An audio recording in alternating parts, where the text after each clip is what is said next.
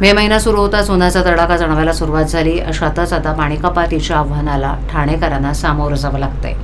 ठाणे महापालिका क्षेत्रात मुंब्रा, दिवा, कळवा, माजिवडा, मानपाडा आणि वागळे प्रभाग समितीमध्ये महाराष्ट्र औद्योगिक विकास महामंडळामार्फत पाणीपुरवठा केला जातो.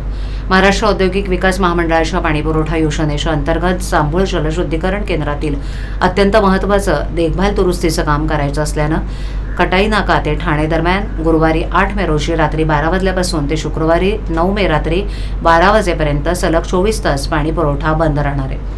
या शटडाऊन कालावधीत ठाणे महापालिकेअंतर्गत दिवा, मुंब्रा प्रभाग क्रमांक 26, 31 चा काही भाग वगळता आणि कळवा प्रभाग समितीमधील सर्व भागांमध्ये, वागळे प्रभाग समितीमधील रूपादेवीपाडा, किसननगर नंबर 2, नेहरू नगर तसंच मानपाडा प्रभाग समिती अंतर्गत कोलशेत खालसा गाव येथील पाणीपुरवठा 24 तासासाठी पूर्णपणे बंद राहणार आहे.